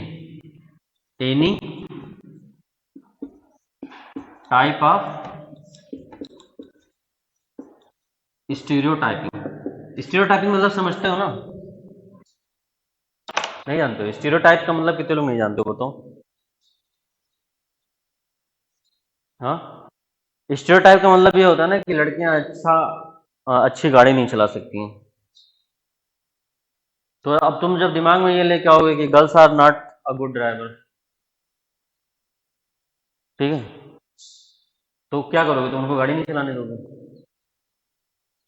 किसी भी तरह का डिप्राइवेशन, ठीक है। जैसे लड़के रोते नहीं हैं, रोने का मन करे तो क्या करे बेचारा, पता लगा वो रो भी नहीं पा रहा है, फिर वो स्ट्रेस में आ गया, फिर उसने सुसाइड कर लिया। तो किसी भी टाइप का स्टीरियोटाइपिंग अगर तुम करते हो, चाहे वो जेंडर स्टीरियोटाइपिंग हो, चाहे वो रेशियल स्टीरियोटाइपिंग हो, ठीक है। जैसे जो जाति सिस्टम है, वो भी एक टाइप का कैपेबिलिटी डिप्राइवेशन है। वर्ना सिस्टम की मैं नहीं बात कर रहा हूँ, वर्ना सिस्टम में अलग चीज़ है, जाति और वर्ना में डिफरेंस होता है ना। वर्ना सिस्टम में क्या है कि चार पार्ट में सोसाइटी डिवाइडेड है, और वो फंक्शन के हिसाब से कि कौन कौन क्या काम कर रहा है, और उसमें रिजिडिटी नहीं है। तुम इस जनरेशन में तुम अगर ब्राह्मण हो तो हो सकता है तुम्हारे आने वाली जो अगली जनरेशन है वो क्या हो जाएगी, शूद्र हो जाएगी या क्षत्रिय हो जाएगी, जिस हिसाब से वो फंक्शन करेगा, वो वर्ना सिस्टम है। जिसको नहीं पता है साइड में लिख लो, ठीक है। वर्ना सिस्टम में फ्लेक्सिबिलिटी है, आप एक स्टेटस से दूसरे स्टेटस में मूव कर सकते हो depending on the function you perform in the society. और जाति में क्या है, ये हेरिडेटरी है, मतलब ब्राह्मण का लड़का वो ब्राह्मण ही रहेगा, ठीक है। ठाकुर का लड़का है तो वो ठाकुर ही रहेगा, शूद्र है तो वो शूद्र ही रहेगा। अगर ये है इस तरह का, तो वो भी डिप्राइवेशन में आता है। कोई भी स्टीरियोटाइपिंग आप करते हो, क्योंकि फिर उसको आप कुछ फंक्शन परफॉर्म नहीं करने दोगे। जैसे भाई कोई दलित है, कितना भी पैसा कमा रहा है, वो घोड़ी नहीं चढ़ सकता अपनी शादी पे, तो अमर सिंह ने बोला कि इस तरह की चीजें जो हैं वो भी पॉवर्टी में आती हैं, क्योंकि वो आपके स्टैंडर्ड ऑफ लिविंग को अफेक्ट करता है ना। क्लियर हो गया। तो ये सारे अप्रोच हैं पॉवर्टी वाले।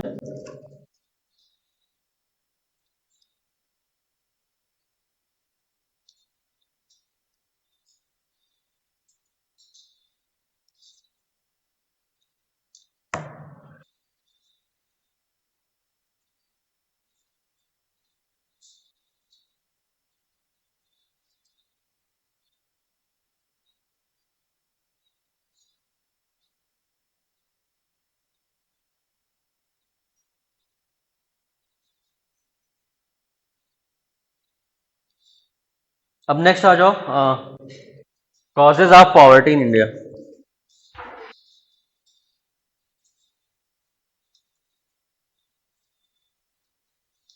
ये अमर सेन वाला मॉडल समझ में आया है ना? हाँ, ठीक है। लड़कियों को समझ में आया कि नहीं? पुअर रहना नहीं है तुम लोग को, ठीक है। और ये नहीं कि पैसे कमा रहे हो तो रिच हो गए हो, ठीक है। कब रिच हो जाओगे? जब परमिशन नहीं, इंफॉर्मेशन पे काम करोगे।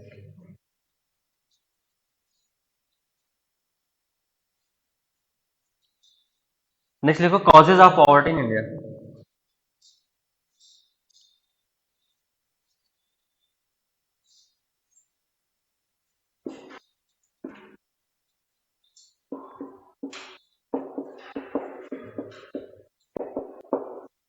Causes of poverty in India. पहला वही, population explosion, very high population.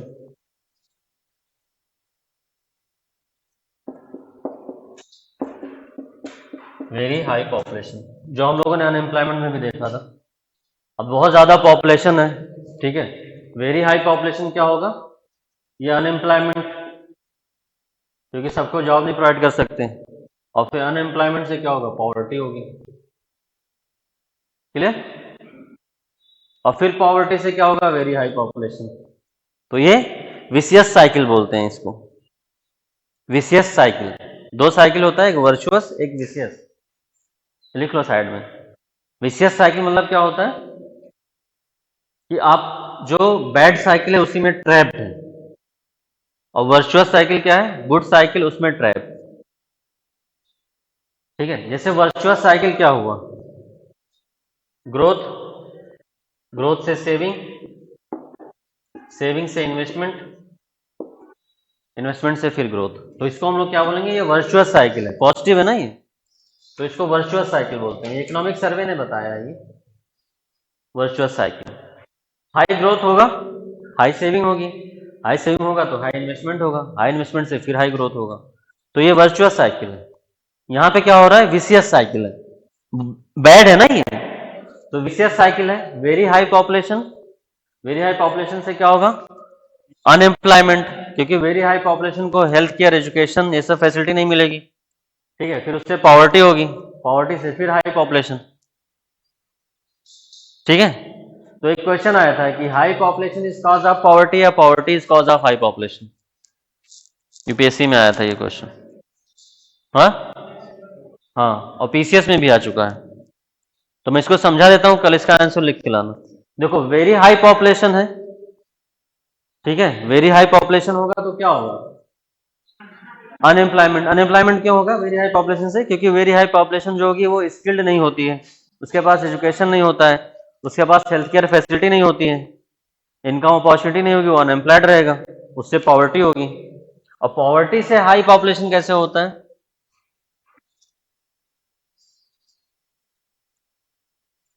एक टर्म होता है इंटरजनरेशनल ट्रांसमिशन ऑफ पॉवर्टी, लिख लो, इंटरजनरेशनल ट्रांसमिशन ऑफ पॉवर्टी या कल्चर ऑफ पॉवर्टी। दो चीजें हैं, दोनों में एक्सप्लेन करता हूं, उसी में ही आंसर है। Intergenerational transmission of poverty and culture of poverty.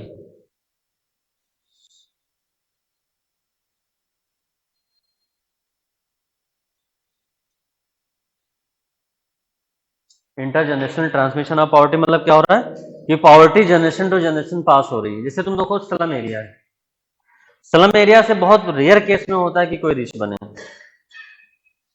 क्यों? क्योंकि स्लम एरिया में क्या होता है, इनकम कम होती है, तो वो बेबीज ज्यादा प्रोड्यूस करते हैं। उनको लगता है टू हैंड काम करने के लिए, वन माउथ फीड करने के लिए, ठीक है। जैसे हमारे गांव में एक फैमिली है, उनके यहाँ 5 बच्चे हैं, ठीक है। और पांचों बच्चे मतलब कोई 15,000 कोई 20,000 की ऐसे नौकरी करता, तो 1 लाख आता है उनके घर में। तो वो गांव में बहुत चौड़े होकर घूमते हैं कि हमारे यहाँ 1 लाख आता है, हमारे बच्चे 1 लाख रुपए कमाते हैं। और ऐसे लोग चौड़े होकर घूमेंगे भी, ठीक है। तो जो सच में किसी का एक ही बच्चा 1 लाख कमा रहा है ना भाई, जितना वो 5 लोग मिलकर कमाते हैं, उतना कोई दूसरा बच्चा है वो 1 लाख अकेले कमा रहा है, तो उसका लिविंग स्टैंडर्ड अच्छा होगा ना। और फिर ये 5 जब अलग होंगे तब पता चलेगा ना कि किसकी इनकम कितनी है। तो ये लोगों गांव में ये मिथ होता है कि ज्यादा बच्चे होंगे तो ज्यादा इनकम होगी, तो वो पॉपुलेशन बढ़ाते हैं। प्रिंसिपल क्या है? One mouth to feed and two hand to work. ये सोचते हैं कि दो हाथ काम करने वाले हैं और खाने वाला एक माउथ। तो उस चक्कर में वो पॉपुलेशन बढ़ाते रहते हैं। अब पुअर है वो, तो पुअर है तो जो कॉन्ट्रासेप्टिव्स होते हैं उनको यूज नहीं कर पाते। लाइक गवर्नमेंट फ्री में तो सबको नहीं दे पाती है ना, तो कॉन्ट्रासेप्टिव यूज नहीं कर पाते क्योंकि कॉस्टली होता है। कुछ लोगों की इनकम ही 100, 150, 200 रुपये है, वो क्या कॉन्ट्रासेप्टिव यूज करेगा। ऊपर से इलिटरेसी, ठीक है, उनको पता भी नहीं रहता है कुछ लोगों को। तो ये इलिटरेसी है। इवन इकोनॉमिक सर्वे की एक रिपोर्ट है कि इंडिया में जो वीमेन है, ठीक है, वो अपनी मर्जी से कॉन्ट्रासेप्टिव नहीं यूज कर पाती हैं। They can not use contraceptive bye their own until and unless their husband is not giving consent। ये इकोनॉमिक सर्वे की रिपोर्ट है, ये मैं नहीं बोल रहा हूँ कि मतलब हस्बैंड चाहेगा तो कॉन्ट्रासेप्टिव यूज कर पाओगे, नहीं चाहेगा तो नहीं यूज कर पाओगे। मैक्सिमम केसेस में यही होता है। तो उससे क्या होता है, फिर हाई पॉपुलेशन होगा, तो ये विशियस साइकिल चलती रहेगी। और पॉवर्टी, कल्चर ऑफ पॉवर्टी क्या होता है कि you think that poverty is your culture, your way of living, and you are not focusing to eradicate the poverty. मतलब ऐसे बोलो कि लोग बोलते ना, अरे हमारी किस्मत में यही लिखा था, गरीब पैदा होना, गरीब मरना। पैदा होना हो सकता है लिखा हो, लेकिन मरना तो मुझे नहीं लगता लिखा होता है। तो पॉवर्टी एज ए कल्चर या कल्चर ऑफ पॉवर्टी का मतलब क्या है, you are considering poverty as your way of living and you are maintaining your standard of living according to that poverty. Clear? उसको कल्चर ऑफ पॉवर्टी बोलते हैं कि जो पॉवर्टी में तुम रह रहे हो उसी को तुमने अपना वे ऑफ लिविंग बना लिया। You are not trying to move out from that poverty, you are not trying to move from this vicious cycle कि भाई ठीक है, अच्छा है, एजुकेशन ले लेते हैं, अच्छी स्किल लर्न कर लेते हैं, ठीक है, and we will try to move from this vicious cycle of poverty. तो उसको कल्चर ऑफ पॉवर्टी बोलते हैं। तो ये दोनों भी चीजें हैं इंडिया में पाई जाती हैं। डेवलपिंग कंट्री में ये दोनों चीजें पाई जाती हैं। एक पूरी जनरेशन पॉवर्टी में जी रही होती है और वो उसी हिसाब से अपने आप को अडॉप्ट कर लेते हैं, तो that is culture of poverty. ये दोनों क्वेश्चन आ चुका है यूपीएससी में, ठीक है, पीसीएस में भी पूछा है। क्लियर? नेक्स्ट है तुम्हारा एग्रीकल्चर प्रोडक्टिविटी, लो एग्रीकल्चर प्रोडक्टिविटी। लो agriculture productivity, agriculture productivity low है इंडिया में, ठीक है।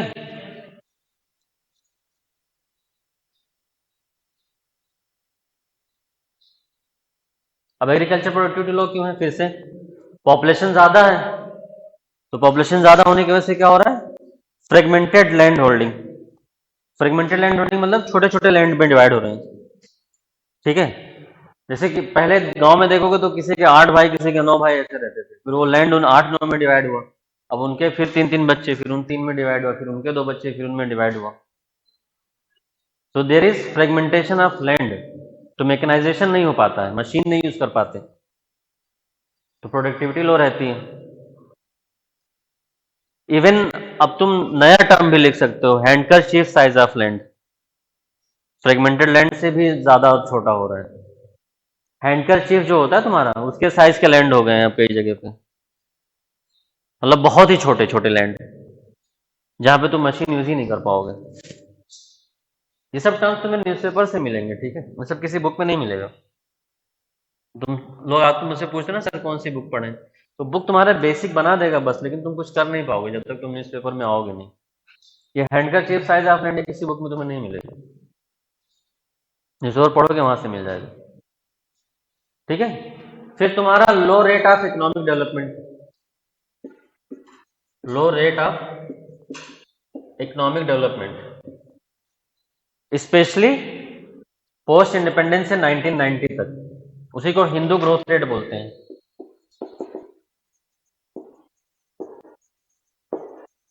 हिंदू ग्रोथ रेट, मतलब जीडीपी जो है बहुत स्लोली ग्रो कर रही थी, बिलो 3%, 2%, 1.5% ऐसे। इंडिपेंडेंस इन 1990, जब तक एलपीजी रिफॉर्म नहीं हुआ है। एलपीजी रिफॉर्म के बाद हमारा ग्रोथ रेट हुआ है ना। तो जब ग्रोथ रेट ही नहीं रहेगा ज्यादा, तो एम्प्लॉयमेंट कैसे क्रिएट होगा जब चीजें प्रोड्यूस ही नहीं होंगी। नेक्स्ट है तुम्हारा इनएफिशिएंट रिसोर्स यूटिलाइजेशन।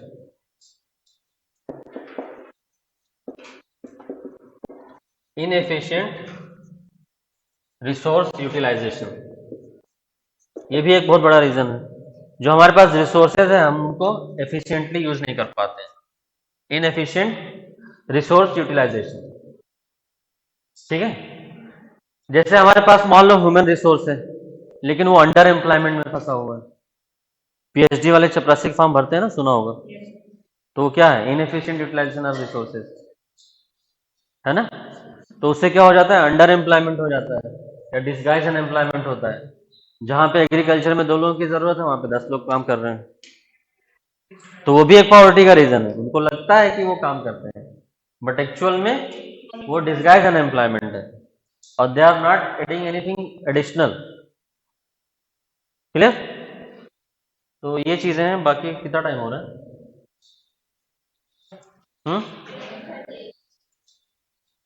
चलो ठीक है। उसके बाद देखो 2 चीजें और हैं, देख लो कितना टाइम हो रहा है। सोशल फैक्टर देख लो। सोशल फैक्टर में क्या है? जेंडर स्टीरियोटाइपिंग, ठीक है। मतलब लड़की काम करेगी तो लोग क्या बोलते हैं? अरे बीवी की कमाई खा रहा है, भले वो खुद काम कर रहा हो। इसलिए ज्यादा तो लोग इसलिए भी नहीं जॉब करने देते हैं अपनी वाइफ को,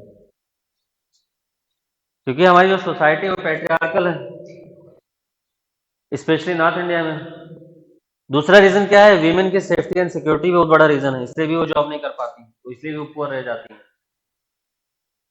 ठीक है। और माइंडसेट, सोशल माइंडसेट क्या है कि if you want loyalty from the women, then confine them within the boundary of home. अगर वो घर के बाहर जाएंगे तो लॉयल नहीं रहेंगे। तो सेम चीज तो मेल पे भी अप्लाई होती है ना, कि लॉयल्टी एक साइड से होती है, ठीक है। तो ये सारे फैक्टर्स हैं जिसकी वजह से लोग फीमेल को काम नहीं करने देते हैं, स्पेशली नॉर्थ इंडिया में ये ज्यादा है। तो ये सोशल फैक्टर्स हैं, gender stereotyping, patriarchal mindset, safety and security of women, even caste system भी इसमें आता है। सोशल फैक्टर में कास्ट सिस्टम भी है, ठीक है। कैसे वही आ जाता है डिप्राइवेशन कि अच्छा ये इस कास्ट का है तो ये काम नहीं कर पाएगा, इसको वही काम करने दो। एक पार्टिकुलर कास्ट से एक पार्टिकुलर काम ही करा रहे हो, भले उसके अंदर एबिलिटी हो। जैसे इंडिया में तुम देखोगे शेड्यूल कास्ट के जज बहुत कम, 1-2 जज मिलेंगे तुम्हें सुप्रीम कोर्ट में। तो मतलब क्या पिछले 75 साल में एक भी एससी इतना नहीं पढ़ा कि वो जज बन पाए? या किसी उसका नाम बताओ, कैबिनेट सेक्रेटरी का जो फीमेल हो। नहीं बता पाओगे, हुआ ही नहीं है तो बताओगे कहां से?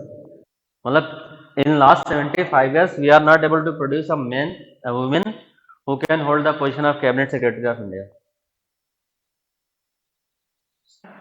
ठीक है। That is called as glass ceiling. लिख लो, ग्लास सीलिंग। Glass glass